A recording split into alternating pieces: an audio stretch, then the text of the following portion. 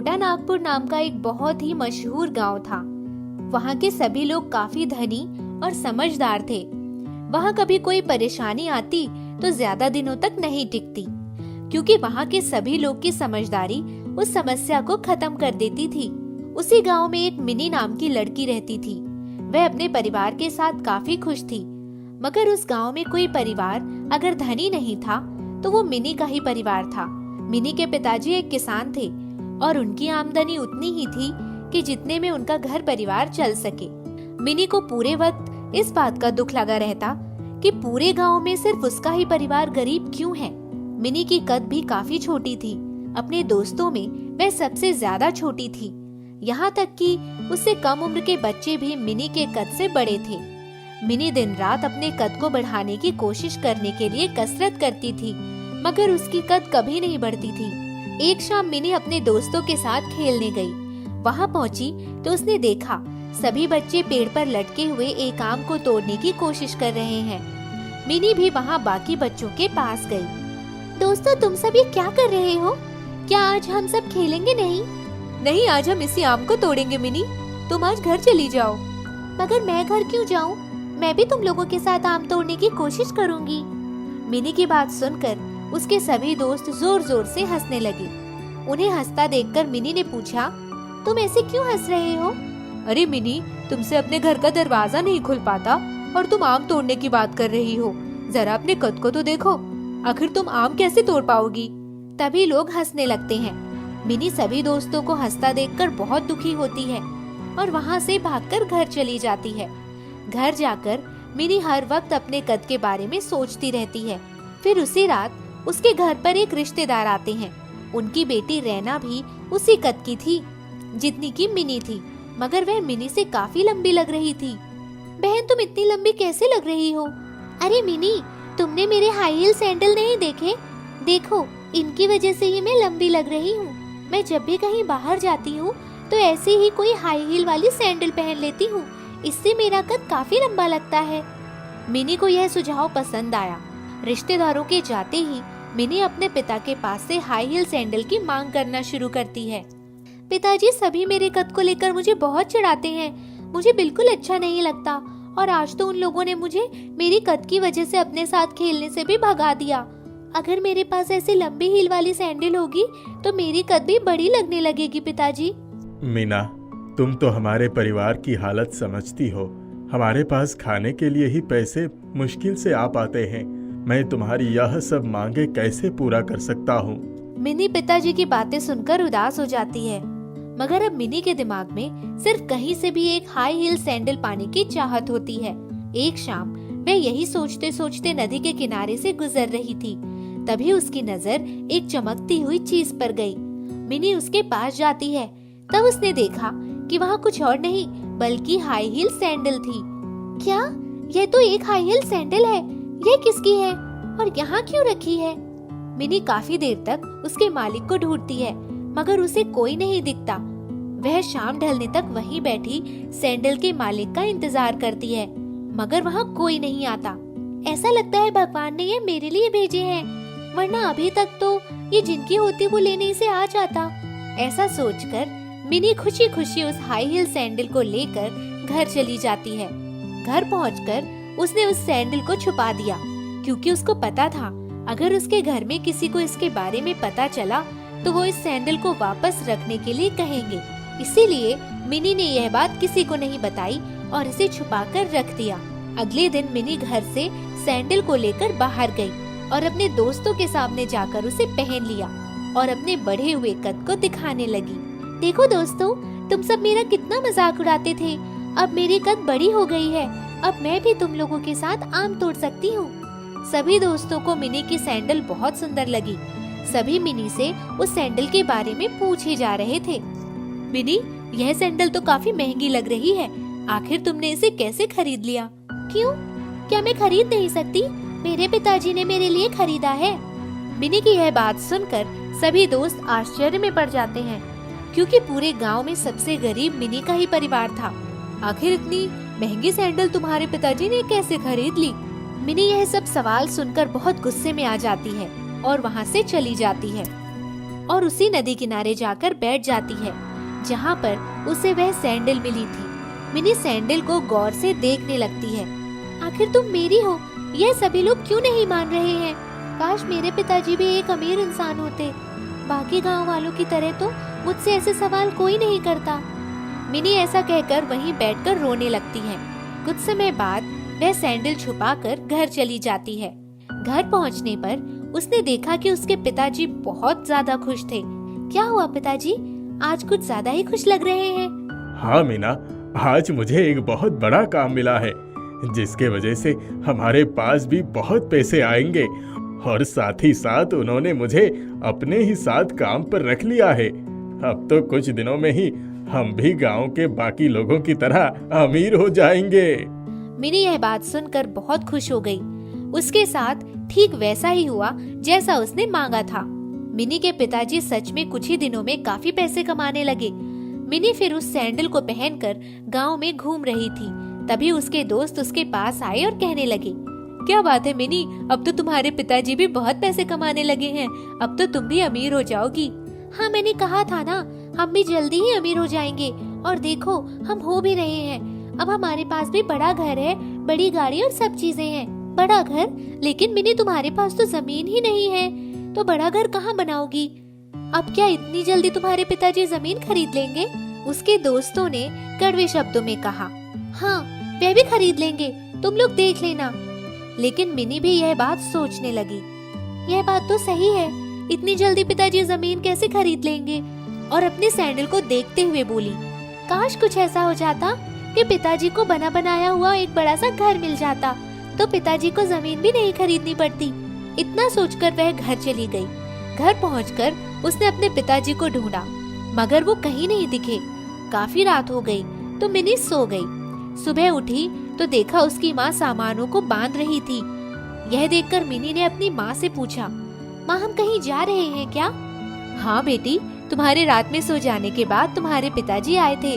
उन्होंने बताया कि अब हमें बड़ा घर मिल गया है रहने के लिए। तुम्हारे पिताजी के काम से उनके मालिक बहुत खुश हो गए और उन्होंने तुम्हारे पिताजी को अपने साथ ही रहने के लिए कहा है। इसी वजह से उन्होंने हमें अपने बगल वाला बड़ा घर दे दिया है और हम वहीं रहेंगे। मिनी माँ की बातों को सुनकर बहुत ज्यादा खुश हो जाती है और भागते हुए अपने दोस्तों को बताने के लिए चली जाती है। देखा, मैंने कहा था ना, हमारे पास भी जल्दी ही बड़ा घर होगा। और देखो, हम आज ही बड़े घर में जा रहे हैं। सभी दोस्त आश्चर्यचकित हो जाते हैं। आखिर कौन सा मंत्र पढ़ रही हो मिनी? जो तुम आजकल जैसा कहती हो अगले पल वैसा ही हो जाता है। अब एक काम करो, आज ये भी कहते हुए जाओ कि तुम्हारी कद भी बढ़ जाए, क्योंकि अब यही कमी रह गई है। मिनी भी इस बात को सोचने लगी और कहती है, सही में अब अगर कुछ ऐसा हो जाए कि मेरी कद भी बढ़ जाए तो मुझे कभी कोई किसी बात के लिए परेशान नहीं करेगा। वह अपने परिवार के साथ अपने नए घर में चली जाती है। वह अपनी सैंडल को भी नए घर में लेके जाती है। वहाँ पर भी उसने उसे छुपा कर रख दिया। मिनी जब अगले दिन उठी तो उसने महसूस किया कि उसकी कद थोड़ी सी बढ़ी हुई है। मिनी खुशी से नाचने लगी और हर जगह सिर्फ यही कहती जा रही थी। जैसे जैसे दिन बीतता गया, मिनी की कद बढ़ती गई और अब उसके पास काफी अच्छी खासी कद हो गई थी। अब मिनी के पास वो हर चीज थी जो वह अपनी जिंदगी में चाहती थी। मगर काफी दिन बीत गए, मिनी ने उस सैंडल को देखा तक नहीं। एक दिन मिनी की माँ को घर की सफाई करते वक्त वह सैंडल मिला। उसने मिनी से पूछा उस सैंडल के बारे में। माँ, यह सैंडल तो मेरी किसी दोस्त का है, मैं उसे आज ही दे दूंगी। ओह, अब मुझे इस सैंडल की क्या जरूरत है? मैं इसे छुपाकर क्यों रख रही हूँ? अब मैं इसे वहीं रखाती हूँ जहाँ से मैं लाई थी। मिनी नदी के किनारे जाती है और उस सैंडल को वहीं फेंक कर आ जाती है। तभी उसमें से एक आवाज आती है, यह तुमने सही नहीं किया मिनी। तुमने मुझसे जो भी मांगा मैंने तुम्हें अगले ही दिन दिया, मगर आज जब तुम्हारे पास सब कुछ आ चुका है तो तुम मुझे फेंकने जा रही हो। मिनी बहुत डर जाती है। क्या यह सारी चीजें तुमने किया है? लेकिन तुम कैसे कर सकती हो? तुम तो एक मामूली सैंडल हो ना। मैं जा रही हूँ, मुझसे झूठ बोलने की जरूरत नहीं है। मिनी वहाँ से जाने लगती है तो सैंडल कहती है, रुको मिनी, मैं कोई मामूली सैंडल नहीं हूँ। मैं एक जादुई सैंडल हूँ जो परेशान लोगों की मदद करती है। लेकिन तुम स्वार्थी लड़की हो जो अपना काम होते ही चीजों को फेंक देती हो। मैं अभी तुमसे तुम्हारी सारी चीजें छीन लूंगी। नहीं नहीं, मुझे माफ कर दो, मैं लालच में कुछ ज्यादा ही अंधी हो गई थी। मेरा परिवार बहुत ही मुश्किलों के बाद अच्छा जीवन जी रहा है, तुम मुझे सजा दे दो, मगर मुझसे ये सब मत छीनो कृपा करके। सैंडल को मिनी पर दया आ जाती है। ठीक है, मैं तुमसे एक भी चीज वापस नहीं लूंगी, मगर तुम्हें एक वादा करना पड़ेगा। हाँ हाँ बताओ, क्या करना है? आज से तुम्हें अपनी सभी चीजों की कद्र करनी होगी। अगर तुमने ऐसा नहीं किया तो तुमसे सब छीन लूंगी। हाँ, मैं ऐसा ही करूंगी। आज से मैं अपनी चीजों की कद्र करूंगी। ठीक है, अब तुम जाओ। मिनी सैंडल से माफी मांगकर उसे अच्छे से रखकर चली जाती है। अब मिनी का भी परिवार बाकी गांव वालों की तरह ही हो चुका था। मिनी अब सभी चीजों की कद्र करने लगी है और वह सैंडल भी जरूरतमंद लोगों की मदद करती ही जा रही है। शिवानी घरों में जाकर काम किया करती थी। उसकी एक बेटी थी, राधिका। वह बहुत सुंदर और सुशील लड़की थी। राधिका भी शिवानी के साथ काम में हाथ बटाया करती थी। एक दिन शिवानी अनुपमा नाम की एक महिला के यहाँ काम करने गई। अनुपमा एक बहुत शक्की लड़की थी। उसकी बेटी सांवली थी। शिवानी, तुम अपनी बेटी को किस तरह से नहलाती हो? यह तो बहुत सुंदर है, मुझे भी बताओ राज क्या है? इसमें राज की क्या बात है? मेरी बेटी जन्म से ही सुंदर है। उसका सफेद रंग जैसे उसकी सुंदरता में चार चांद लगा देता है। एक दिन अनुपमा की लड़की रीता को लड़के वाले देखने आ रहे थे। घर में जोरों की तैयारियां चल रही थी। शिवानी और राधिका सारे घर की सफाई कर रहे थे और खाना बना रहे थे। तभी दरवाजे की घंटी बजी। राधिका ने जाकर दरवाजा खोला। काजल, जो लड़के की माँ थी, राधिका को देखकर बहुत खुश हुई। आइए आइए, अंदर आइए। बेटा, घर पर कोई है? आप बैठिए, मैं बुलाकर लाती हूँ। राधिका अंदर से शिवानी और अनुपमा को लेकर आती है। अरे आप कैसे हैं आप सब? शिवानी, इनके लिए जरा ठंडा लेकर आओ। शिवानी ठंडा लेकर आती है और उनको नाश्ता देती है। मेरी बेटी बहुत सुंदर है और सगुण है, सब काम आता है उसको। आपको किसी भी काम के लिए निराश नहीं करेगी। अरे, यह सब कहने की जरूरत नहीं, हमें आपकी बेटी बहुत पसंद है। पसंद है? पर आप मेरी बेटी से कब मिले? अभी तो वह आपके सामने भी नहीं आई। अरे, अभी तो आई थी, दरवाजा तो उसी ने खोला था। बहुत ही सुंदर लड़की है, उसका रंग गोरा है। उसकी मेरे बेटे के साथ बहुत अच्छी जोड़ी जचेगी। वह मेरी बिटिया रीता नहीं, बल्कि मेरे काम वाली बाई की लड़की राधिका है, जिसने आपके लिए दरवाजा खोला था। आप उसको रीता समझ रहे हैं। ओह सॉरी सॉरी सॉरी, मुझे लगा वो आपकी लड़की है, इसीलिए मैंने रिश्ते के लिए हाँ कर दी। चलो, आप अपनी बेटी रीता को बुलाइए, आपकी बेटी को भी देख लेते हैं। अनुपमा रीता को आवाज देती है। रीता चाय लेकर मेहमानों के आगे आती है और सबको नमस्ते करती है। अरे, आपकी बेटी तो सांवली है, मुझे अपने बेटे के लिए गोरी लड़की चाहिए थी। हम आपकी लड़की से अपने बेटे का रिश्ता नहीं कर सकते, हमें माफ कीजिएगा। और काजल अपने पति और बेटे के साथ वहाँ से चल देती है। अनुपमा गुस्से में लाल पीली हो जाती है और राधिका को आवाज लगाती है। गुस्से में आकर वह गरम तेल की करछी राधिका के चेहरे पर लगा देती है। राधिका दर्द से चिल्लाने लगती है और उसकी आवाज सुनकर शिवानी वहाँ आती है। अरे मालकिन, आपने यह क्या कर दिया? मेरी बेटी का चेहरा खराब कर दिया, यह आपने सही नहीं किया। तुझे अपनी बेटी के चेहरे की पड़ी है? यहाँ मेरी बेटी का रिश्ता खराब हो गया, वह भी तेरी बेटी की सुंदरता की वजह से। अब देखती हूँ तेरी बेटी का रिश्ता कहाँ होता है। अब राधिका अपने चेहरे पर इस दाग के साथ जिएगी और हमेशा यह याद रखेगी कि इसकी सुंदरता की वजह से मेरी बेटी रीता का रिश्ता टूटा था। राधिका दर्द से कराहती हुई घर से निकल जाती है और एक जंगल में पहुँचती है। जब थक जाती है तो चंदन के पेड़ के पास बैठ जाती है। तभी वहाँ से आवाज आती है, कोई मुझे पानी पिला दीजिए, कोई मुझे पानी पिला दीजिए, उसका राम भला करेगा। राधिका चारों तरफ देखती है पर उसे कोई नजर नहीं आता। राधिका, मैं एक जादुई पेड़ हूँ, मुझे बहुत प्यास लगी है, मुझे पानी पिला दो। राधिका पास की ही नदी से पानी लाकर पेड़ की जड़ों में डालती है। तुम्हारा बहुत शुक्रिया राधिका, मैं बहुत वक्त से प्यासा था, आज तुम्हारी वजह से मेरी प्यास बुझ गई। यह तो मेरा फर्ज था। आज मैं बहुत खुश हूँ कि मेरी वजह से किसी की प्यास बुझी और मैं किसी के काम आई। पर तुम रो क्यों रही हो? इस जंगल में क्यों भटक रही हो? यहाँ तो कई जंगली जानवर रहते हैं। राधिका सारी कहानी पेड़ को कह सुनाती है और रो पड़ती है। राधिका, मैं एक चंदन का पेड़ हूँ, मेरी लकड़ियों में जादू है। तुम मेरी टहनियाँ तोड़ लो, उन चंदन की लकड़ियों को घिसकर अपने चेहरे पर लगाओगी तो जले हुए का दाग हट जाएगा और तुम्हारा चेहरा पहले की तरह सुंदर हो जाएगा। और एक बात और, मेरे लकड़ियों में सारे रोगों को ठीक करने की क्षमता है। इन्हें तुम समाज में रोगों को दूर करने के काम में ला सकती हो। क्या यह सच में ऐसा कर सकता है? आपका बहुत बहुत धन्यवाद पेड़ जी, आपने मेरी सारी समस्याओं को दूर कर दिया। अब मैं पहले जैसे सुंदर बन जाऊंगी। राधिका खुशी खुशी उस पेड़ की टहनी को तोड़कर घर लाती है और अपने चेहरे पर लगाती है। उसके चेहरे का दाग गायब हो जाता है और वह अधिक सुंदर हो जाती है। अरे, तेरे चेहरे पर तो जले हुए का सारा दाग मिट गया। यह कैसे हो गया? कल ही तो तेरे चेहरे पर अनुपमा ने निशान लगाया था। है ना माँ? सच में मेरा चेहरा बिल्कुल साफ हो गया ना? यह सब एक जादुई पेड़ की करामात है। जादुई पेड़? कैसा जादुई पेड़? तू कहना क्या चाहती है? आज के टाइम में कोई जादुई पेड़ होता है? माँ, मैं सच कह रही हूँ। उसी पेड़ की वजह से आज मेरा चेहरा साफ है। राधिका जंगल में हुई सारी बातें शिवानी को बताती है। अब शिवानी और राधिका उन टहनियों की सहायता से सबकी मदद करते हैं। एक दिन की बात है, शहर में महामारी आती है। शिवानी और राधिका उन चंदन की टहनियों से शहर में आने वाली बीमारियों से लोगों की रक्षा करते हैं। इस तरह वह पूरे शहर में चर्चा का विषय बन जाते हैं। सभी उनको बहुत पसंद करते हैं। यह बात अनुपमा की बेटी रीता को पता चलती है तो रीता उनके घर वह चंदन की लकड़ियों को चुराने पहुंचती है। इस राधिका ने अपनी सुंदरता की वजह से मेरा रिश्ता तोड़ा था। आज मुझसे कोई रिश्ता करने के लिए तैयार नहीं है। मैं इसकी कामयाबी की सीढ़ी को ही तोड़ दूंगी। अब ना रहेगी टहनी और ना रहेगी राधिका की प्रसिद्धि। और जैसे ही रीता लकड़ियों को हाथ लगाती है, चंदन की लकड़ियाँ सांप में बदल जाती हैं और उसकी ओर आने लगती हैं। रीता डर के मारे भाग जाती है। कुछ सांप उसके गले में लिपट जाते हैं। अरे, मुझे माफ कर दो, मुझसे बहुत बड़ी गलती हो गई। मैंने तुम्हें चुराने में बहुत बड़ी गलती कर दी।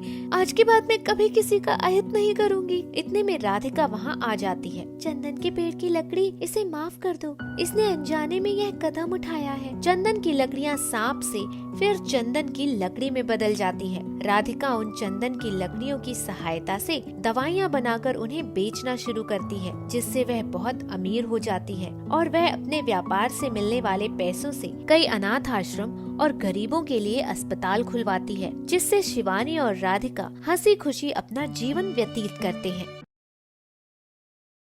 एक गांव में श्रुति अपनी माँ सुरेखा के साथ रहती थी। श्रुति के जन्म के बाद उसके पिता का निधन हो गया था। सुरेखा श्रुति को बहुत प्यार करती थी और श्रुति को कभी अपने पापा की कमी महसूस नहीं होने देती थी।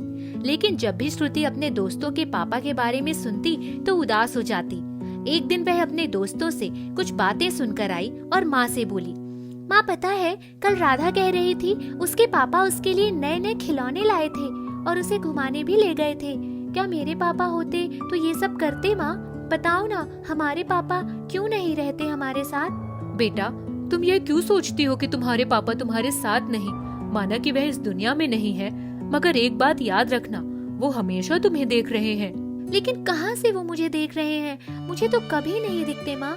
सुरेखा श्रुति की बात सुनकर दुखी हो जाती है और मन में सोचती है, हे भगवान, अब इसे क्या बताऊं और कैसे समझाऊं? तब सुरेखा की नजर आसमान के सितारे पर पड़ती है। तारों को देख सुरेखा श्रुति से कहती है, श्रुति बेटा, चलो बाहर, मैं तुम्हें कुछ बताती हूँ, शायद उससे तुम समझ पाओ। सुरेखा श्रुति को बाहर लेकर आती है और कहती है, श्रुति ऊपर देखो, तुम्हें क्या दिख रहा है, मुझे बताओ। माँ ऊपर खुला आसमान है और ढेर सारे जगमगाते सितारे भी दिख रहे हैं। हाँ बेटा, वह जो सितारा तुम्हें दिख रहा है ना, उन सितारों में से एक तुम्हारे पापा हैं। हर वक्त तुम पर ध्यान रखते हैं, तुम क्या करती हो, कहाँ जाती हो, सारी बातों को समझते हैं वो। क्या आप सच कह रही हो माँ? हाँ बेटा, अब तू ये समझ लेना कि वह कभी तुमसे दूर नहीं है।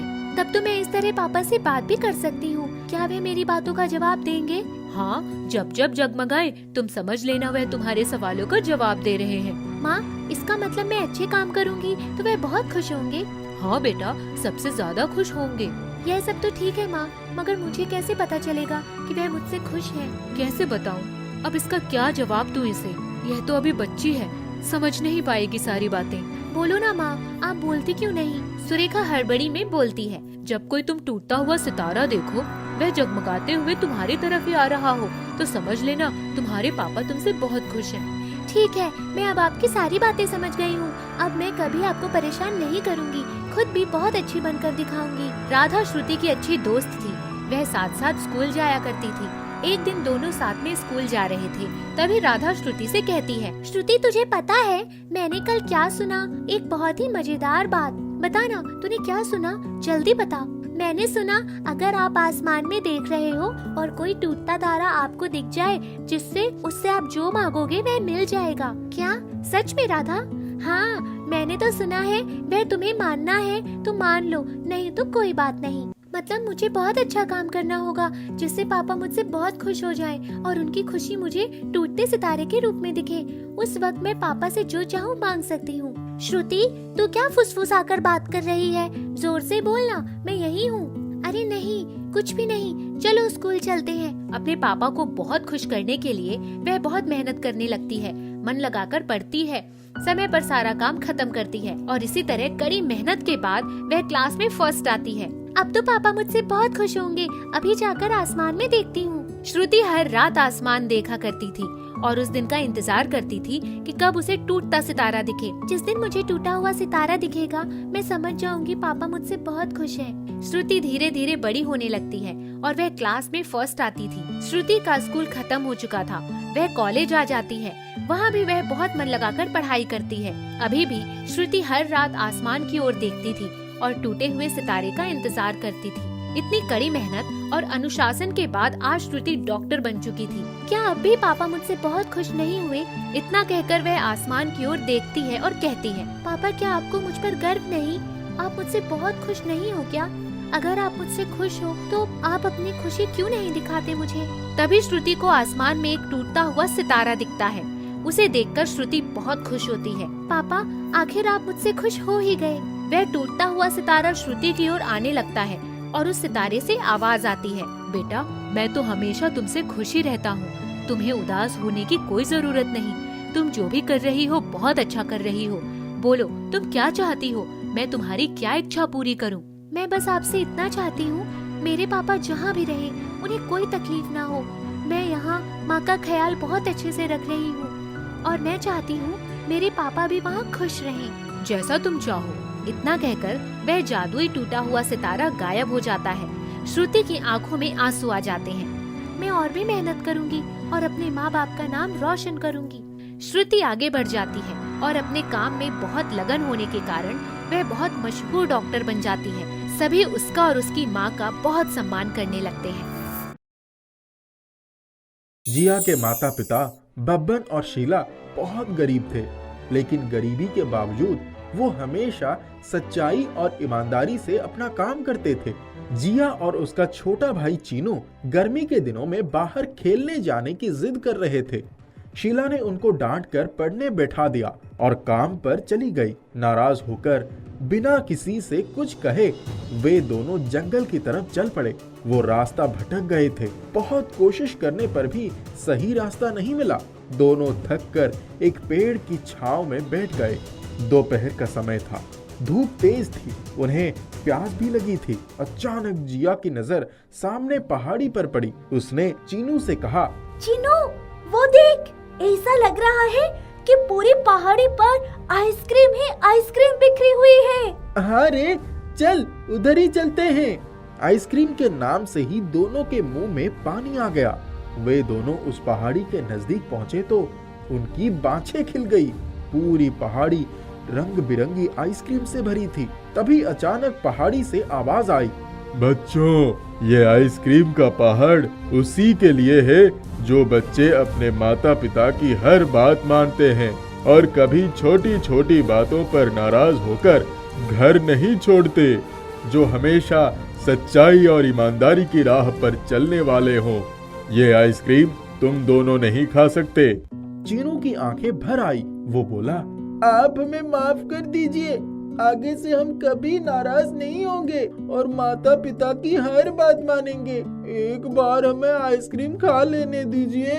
पहाड़ी से आवाज आई, अगर तुम दोनों अपना वादा पूरा करोगे तो यहाँ जब जी चाहे आकर आइसक्रीम खा सकते हो, पर अभी घर जाओ।